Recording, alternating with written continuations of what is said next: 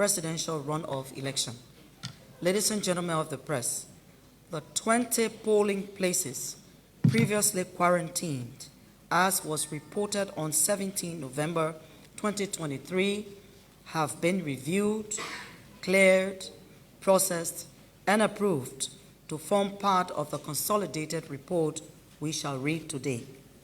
Ladies and gentlemen of the press, 4 polling places that were not quarantined but were part of the regular tally process in Grand Crew County were not ready at the time of reporting on 17 November 2023 due to retrieval from the field, but are now tallied 100%.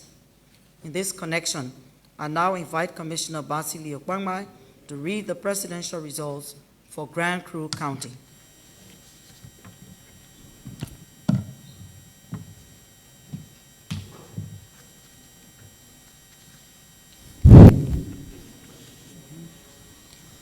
Thank you, Chair.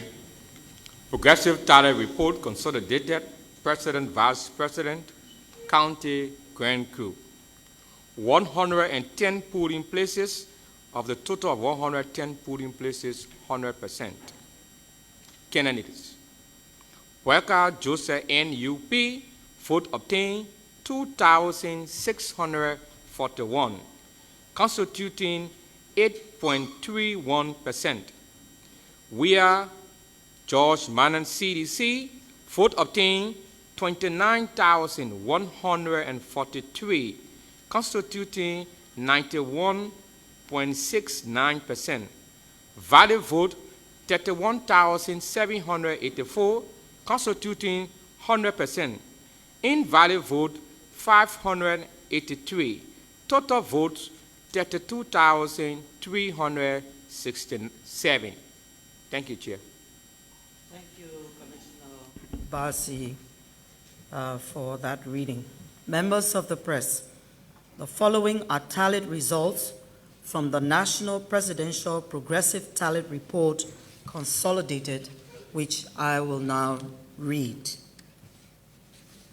5,889 polling places of a total of 5,890 polling places, constituting 99.98%.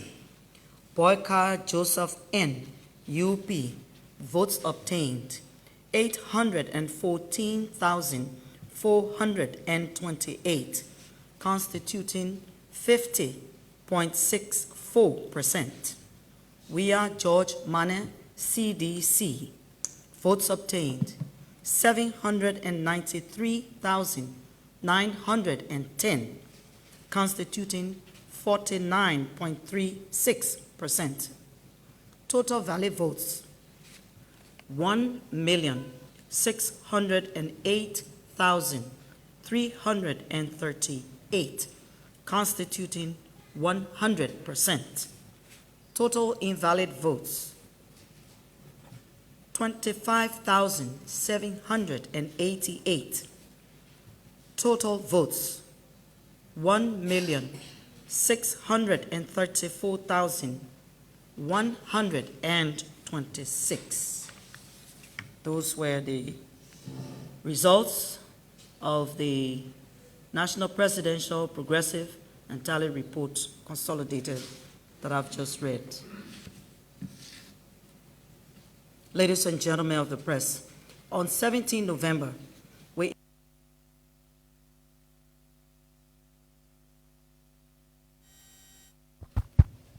polling place in Ibadan County would be conducted on 18 November, that is today. Hence, the outcome of that rerun in Electoral District 9, polling place number 4, at the Vami Elementary and Junior High School in Nimba County is yet to be known. Consequently, the results from this rerun will be announced on Monday, 20 November 2023 at the 4:30 p.m. press briefing. Similarly, on 20 November 2023, the National Elections Commission will announce the final results and the winner of the 14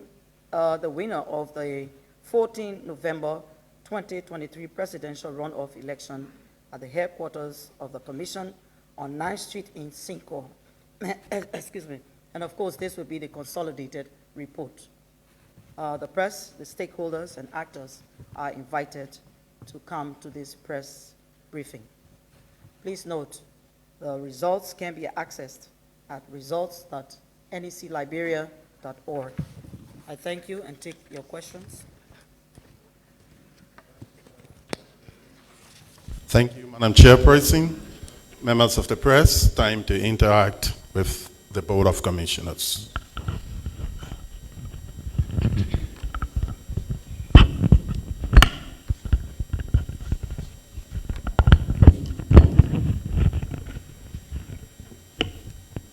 Good afternoon, Madam Commissioner. I'm John Esfa II, and I report for Radio Maria, Liberia. Madam Commissioner, before I raise my concern, I would like to extend my thanks and appreciation to you and your entire team for what I consider to be patriotic and fearless job done for the Liberian people. I have these concerns. And one is the biometric voter registration card that we obtain as voters. We were told that this card were not going to be bold because it contains sensitive information. So I also want to know, is there an expiration date of this voter card, or is it perpetual that we'll always use it for every election? And next to this, I also want to know, believing that the National Elections Commission is open to work with every institution, and the biometric voter card contains sensitive information, likewise, the passport and also the national identification card also contains similar personal data. I want to know if the Commission has any plan in the near future to work with the Foreign Ministry Passport Session and that of the NIR, that is the National Identification Registry, to have a synchronized biometric system that we will not be able to spend thousands of dollars of taxpayer money on filtering the bio data whenever we conduct such process during elections. And the last concern, Madam Commissioner, I want to know, before you took on this job, how did you see the job? And after chairing your first general election, presidential election, how do you still see the job if tomorrow, based on your patriotism and fearlessness, you are nominated again after your turn to serve as chair of the commission? The microphone working? Thank you for your question. Any job that I have undertaken, and this is a personal thing now because it's not a question to the board, is it? Yeah, no. Okay. Every job I have had, from the time I was in the 8th grade, working as a field person for census in Maryland County, I always have taken that job seriously.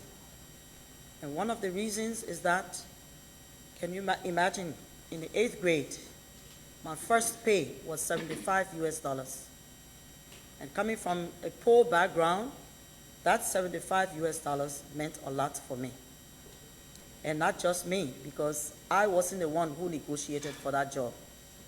My mother, my late mother, heard that some people were coming to town from Monrovia and they were going to conduct a census. She went around and found someone in authority and said, my daughter will be coming to your gate for the test. and I wasn't the smartest. I took the test and I made 75%, and I got 75 US dollars out of that 75%. And that money was able to buy a bag of rice, oil, milk, farina for my home, for my mother and my siblings that were there. I really understood that any job that I have, I must put my attention to it.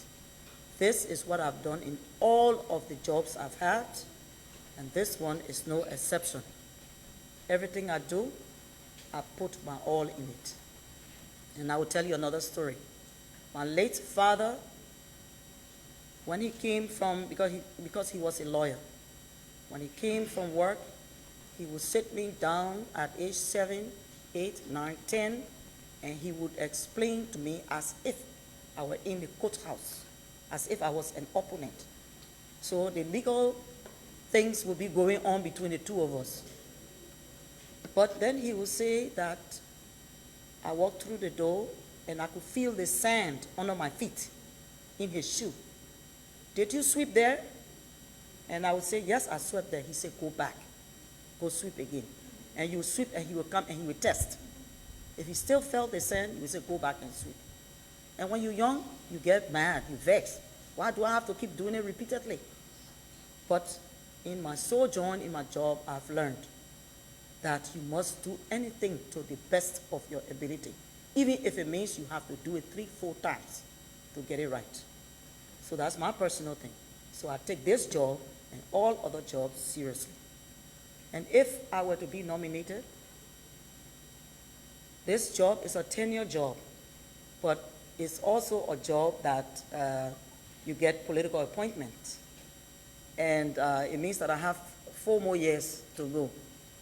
If it doesn't, if it's not recognized as we go along, David Etta Brown will find another job because of my performance. And in many times, I will be sitting at home and I get called. And this is nothing to boast about, but I say again, I do everything within my power to do whatever is given me, how little it can be, to do it well. And the critical side of it, if you want to critique me, I still take the corrections, which are very important to improve and to move on. You talk about, now I talk plenty now, if I forget, I will ask you. If we are open to work with any institution with respect to synchronizing biometric, we have said this before, we are open to working with any and all institutions to further any goals with respect to synchronizing data in Liberia. But hold on. I would say part of the problem has been the National Elections Commission has a mandate to conduct elections. And that mandate gives us the authority to say which methods we'll use to conduct any elections. We have always said that if we are to join any other institutions, it is important that some documentation, written, not voicing, it is important. Because when it comes to the responsibility for actions in any collaboration with respect to biometric and synchronization, we should know who bears that responsibility. And so we say again, while we are open, there must be documentation against the fact that, or looking at the fact that we have a mandate already of what we are supposed to do. But collaboration is a good thing. And we want to do everything we can to ensure the cost is reduced while the information is available to as many functionaries of government as possible. You talk about biometric voter registration card, not punching the card, right? Particularly on the expiration. Yeah. Okay. At this point, we have not really put an expiration date on the card. And the reason is that, yes, this is our first time. The biometric voter ID card is a much better card. It appears to last for a number of years, including up to 5 years. and we will review the situation. If there is a need that we revert to issuing, other cards, we can still do it. In other words, I'm saying to you, nothing is cast in stone. We have procedures though, but this very aspect is not cast in stone. So, did I answer your question or not?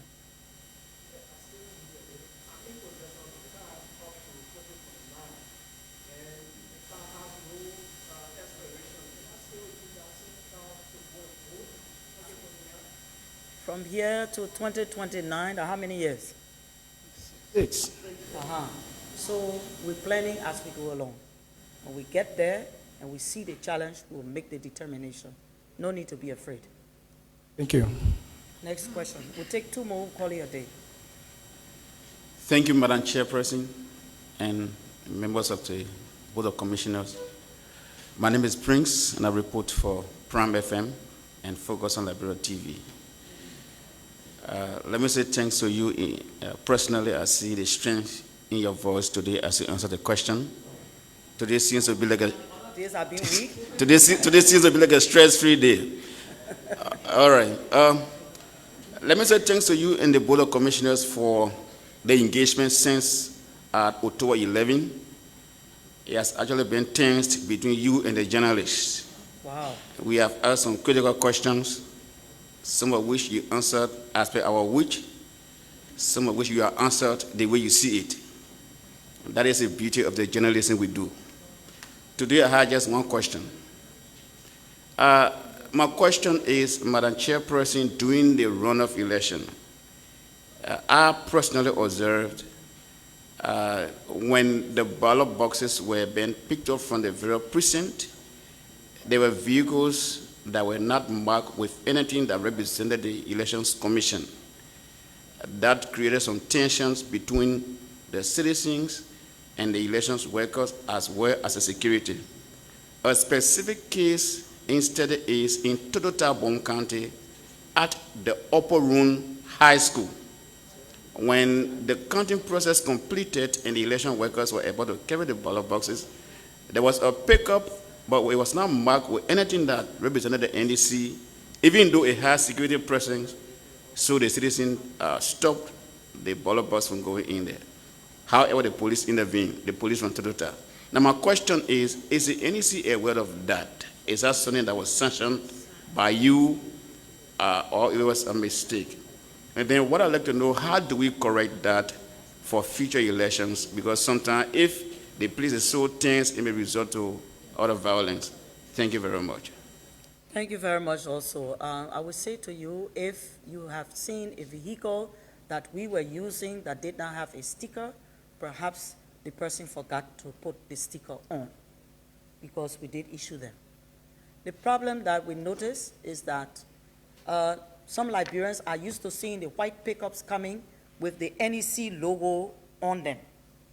But we just got a few, and we need up to 250 vehicles to run our processes, including retrieval, deployment, and retrieval. So maybe the lesson learned there is that we should make sure that these rented vehicles are well identified so that they don't cause any citizens arrest, because now everybody wants to protect what is in the ballot, and we take that into consideration and advisement. Thank you. Well, thank you, Madam Commissioner. My name is Aishin Liva, and I report for KMTV.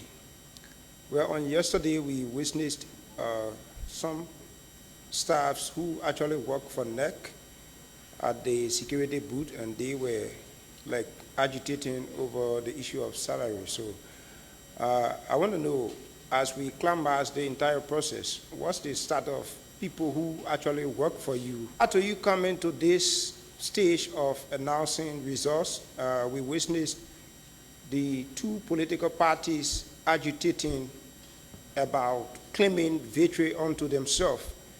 And until the official announcement of results, you actually saw the ruling CDC, who at a certain point in time also claimed unto themselves victory, conceding and congratulating the opposition unity party. How does the NEC in fact see such a situation? And finally, it's most likely that the unity party vice standard bearer, Senator Jeremiah Kuhn, will be leaving the Senate. How prepared is the NEC to conduct election in Nima County? Normally, when there is a vacancy in the legislature, the National Elections Commission is informed about that vacancy, and then we prepare to conduct a by-election for that particular vacant seat. With respect to political parties and claiming victory and then conceding, how do we see it? We have nothing to see. And the reason why we have nothing to see is because the Elections Commission conducts elections, and we have just done that. So what candidates are there, with all due respect, we just want to make sure that whatever they do, they are within the law, and that there will be no violence, whatever they do, and that everybody moves on. And I think we all should applaud that. Applaud that we all are moving on. The process is near ending. As we just told you, on Monday, we'll give the final announcement, which will include the winner of the 2023 elections. Is there another one? Of the issue of salary. There was a question I asked. No, the staff. Salary issue. Yeah, that's what I'm saying now. There's another one. The issue of the payment of temporary staff is a problem that we had provided information on earlier. But we say we continue to make the corrections where they have been found some issues, with respect to what kind of information they provided and whether the information was correct at the time we receive it. Then there is a process. Once that payroll is ready, it gets sent to the bank. The bank carries on some verification, but then it sends it to the GSM company where they will pay the mobile money. At that point, the GSM company will have to do verification. And some of the problems, or one major problem too that we discovered, was that the mobile numbers that temporary staff give to us do not belong to them. They belong to other persons.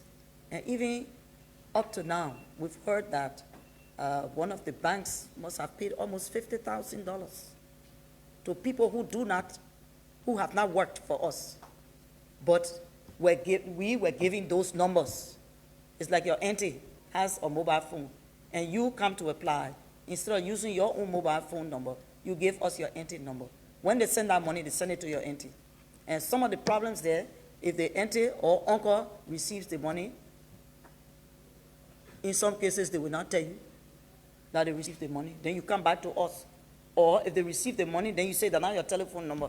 So what I'm saying to you, we have to move away from being irresponsible. I'm sorry to use the word.